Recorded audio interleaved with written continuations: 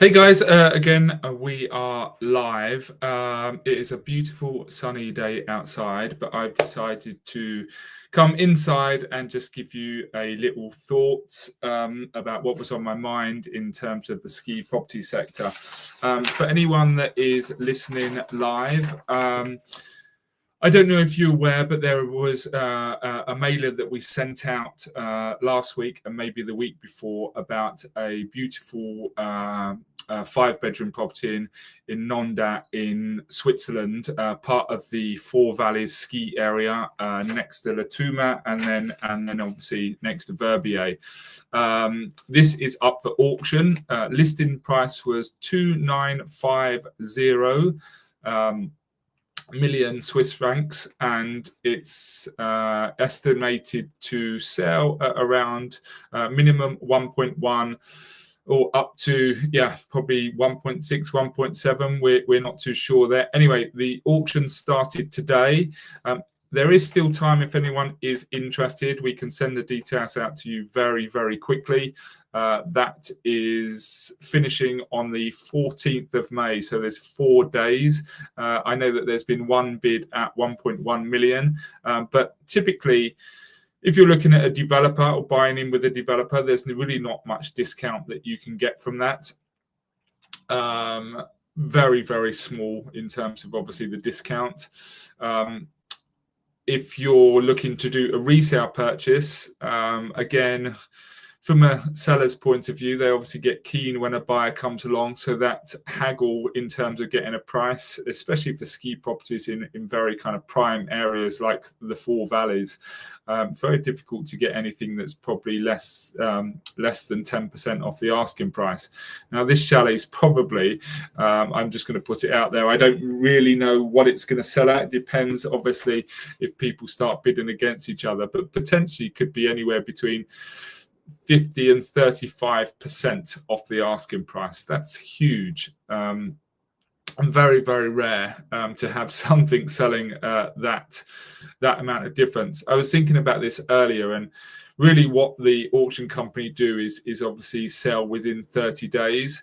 And a lot of people want to get a good price. If you're a buyer, you obviously want to get a good price on it, which you can through these auctions because it has to sell as long as it goes over 1.1 million. But if you've got some patience in the market and that property appealed to you, let's say over the next 2-3 years it went back on the market at 2.95 million. It's not to say it won't sell at that price, but sometimes people just need to have the patience to sit through and wait for that buyer to come along, whereas an auction will kind of create that momentum very quickly and have that quick fight for a property. There is real potential for some serious upside on that property. And also, it will rent very well and it's well looked after. So within the next 2 years, you can use it anyway. So there's so much upside for it. But anyway, if you do want to see the property, please let me know and I will send it over to you. Just sticking to Switzerland, I don't know if you've seen a report recently that there's been a lot of American buyers buying in Andermatt in Switzerland. In Andermatt, due to the law there, pretty much anyone can buy, whatever nationality, whereas a lot of properties in Switzerland, it's really difficult for non-Swiss residents to buy property there. You can read up on the laws. We've got plenty of it on SnowOnly, but Andermatt does attract a lot of attention because there's lots of people that can buy. So, like France, anyone can buy. Andermatt is specific, which is why it gets a lot of attention there. So a really interesting market there, because obviously it really opens up the market if the whole world can buy in Andermatt. There's obviously a lot of people that want to be in Switzerland. So in terms of a resale property and demand going in there, it's quite appealing for people to actually purchase in these areas. A couple of other ones that's just coming through our site. We've had a lot of inquiries for Italy in probably the last 6 months. around Zermatt, Chevinia, Valtenench. Not always sure that my pronunciation is right on these things, but you get the picture. Lot of buyers, lack of demand. In terms of Italy, we get so many people asking for property there. It's a real hot spot, always has been. I know the season was open very, very late there. They had a big dump of snow mid-April as well. So it's a really appealing place. And again, obviously, Zermatt is very, very difficult to buy. So to be able to ski in the same ski area is pretty amazing to do. The other ones that I wanted to pick up on, I think we mentioned last time, there are some developments in Les Cibelles ski area that's really appealing. I think at the moment there's a general consensus that a lot of people want to have that outright property, and there's a little bit of a fear for leaseback. There is kind of like a barometer of outright purchase and a leaseback property, but some of the developers, some of the lease properties where you do have an obligation to rent it are a little bit more flexible in terms of the usage you can have. So it's not so stringent to say 2 or 3 weeks that a lot of people expect. It's more like 8 to 10 weeks that you can use it. So you just have to be aware. It's very difficult to put that information on our sites because each developer is slightly different.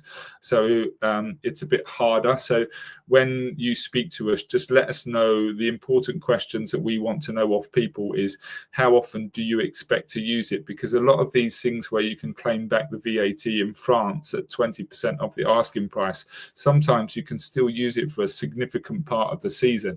It just means that you're locked in for the 20 years. That's the only thing. So that's a really kind of compelling option to buy it, but unless we know the details from you about when you and how you want to use it, we're never going to find out.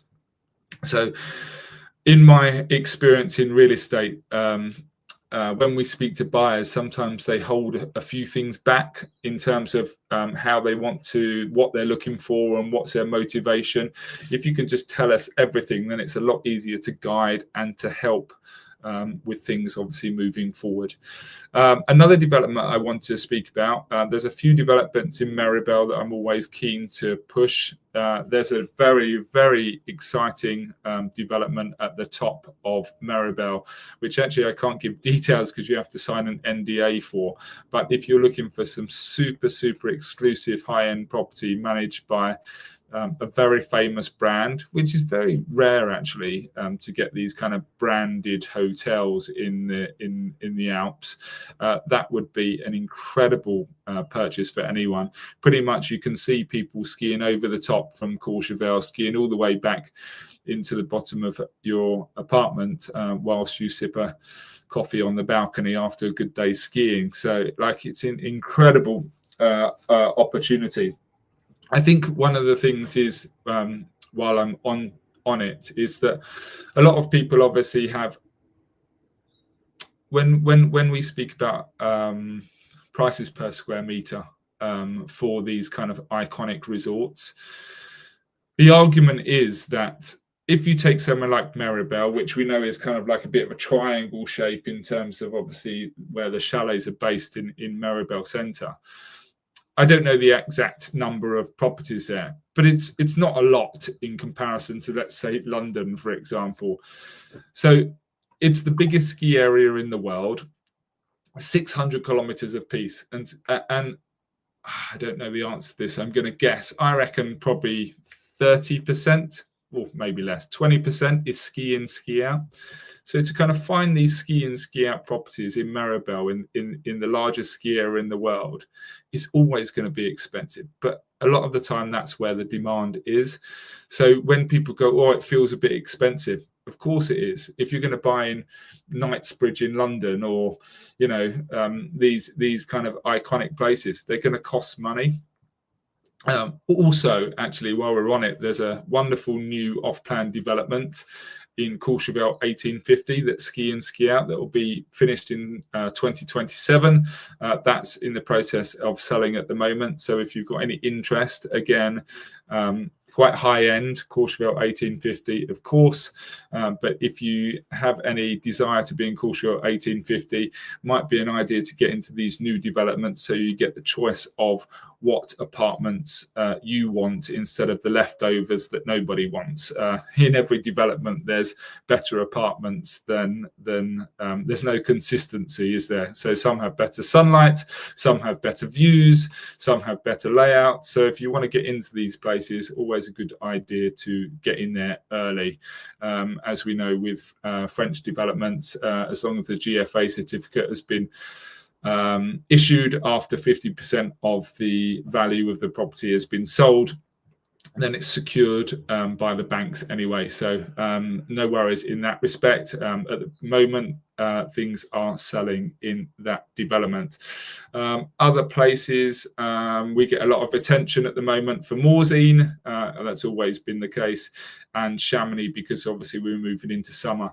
Some really interesting stats on Chamonix I saw the other day that I'm sure everyone knows, but I think they are the kind of barometer of a dual season, probably having 30% more people in the summer than they do in the winter. So always a good investment property in Chamonix, purely because it's a year-round destination, very close to Geneva. So some good opportunity there. I think that's probably it for me today. If you would like to find out any information about anything that's going on at the moment, please feel free just to email me at mark@snowonly.com, and then I can reply to you and we can arrange a phone call. You can just go onto our website and book a consultation with me for 30 minutes and we can just discuss your requirements. That's super simple to do. Also, don't forget, from our verticals, we also offer mortgages. We recommend notaires, currency, life insurance, all that kind of stuff. So if that's something, if you want to be referred to someone, we can easily do that as well. But always best to have a chat if you are considering buying a ski property. We do have a vast amount of knowledge and a vast amount of contacts and can make your process a lot easier than doing it by yourself. That is what we are here for, and we try and gain as much knowledge as possible to pass on to you and to pass you to the right people. Anyway, guys, thank you. Enjoy your Saturday, enjoy your weekend. I'm going to go out into the sunshine, but lovely speaking to you all, and hope we can do it again soon. Cheers, bye.